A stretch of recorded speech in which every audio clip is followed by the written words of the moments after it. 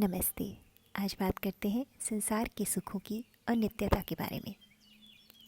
इसको समझने के लिए एक कहानी। किसी नगर में एक गृहस्थ के घर एक गाय पली थी। एक दिन उस गाय का बछड़ा बहुत उदास हो रहा था। ना तो उस दिन वो दूध पी रहा था और बहुत परेशान था। बछड़ा बोला, माँ, तुम इस भेड़े की ओर तो देखो। वह काला कलूटा है, मुझसे छोटा है, सुस्त भी है, किंतु अपने स्वामी का पुत्र उससे कितना प्यार करता है। उसे वे रोटी खिलाता है, हरी भरी घास देता है, मटर की फलियां अपने हाथों से खिलाता है और उसे पुचकारता है। उस भेड़े को स्वामी के पुत्र ने कितनी अच्छी घंटियां पहनाई हैं और उसके सींगों में प्रतिदिन तेल भी लगाता है। दूसरी ओर मुझ अभागे को कोई पूछ ही नहीं। मुझे पेट भर सूखी घास भी नहीं दी जाती। समय पर कोई पानी तक नहीं पिलाता। मुझ में ऐसा क्या दोष है? मैंने कौन सा अपराध किया है?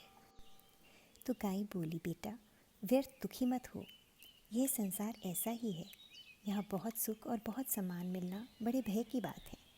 संसार के सुख और सम्मान के पीछे रोग, शोक, मृत्यु तथा पतन छिपे हैं। तुम लोभ मत करो और दूसरे का सुख सम्मान देखकर दुखी भी मत हो। वह तो दया का पात्र है। जैसे जो रोगी मरने वाला होता है, वो जो चाहता है उसे दिया जाता है, वैसे ही वह भेड़ा भी मरने वाला है। इसे मारने के लिए पुष्ट किया जा रहा है। हमारी सूखी घास ही हमारे लिए शुभ है। कुछ दिन बीत गए। एक संध्या को गौ जब वन से चरकर लौटी, तब उसने देखा कि उसका बछड़ा भय से काँप रहा है। वह न दौड़ता है न बोलता है, दीवार से सटा दुबका खड़ा है। पास जाने पर भी उसने दूध पीने का कोई प्रयत्न भी नहीं किया। तो गाय बहुत परेशान हो गई।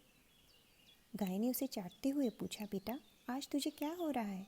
बछड़ा बोला, माँ, मैंने देखा है उस भेड़े को पहले तो खूब सजाया गया, फूल माला पहनाई गई, किंतु पीछे एक मनुष्य उसका मस्तक काट दिया।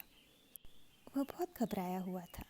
तब गाय ने बछड़े को पुचकारा और बोली, मैंने तो तुमसे पहले ही कहा था कि संसार के सुख और सम्मान से सावधान रहना चाहिए।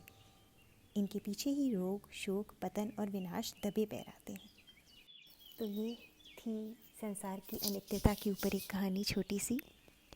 इससे यही पता चलता है कि हर सुख के पीछे दुख और दुख के पीछे सुख। बस यही एक रीत है दुनिया की। चलिए, फिर मिलती हूँ आपसे अगले किसी टॉपिक पर। Thank you.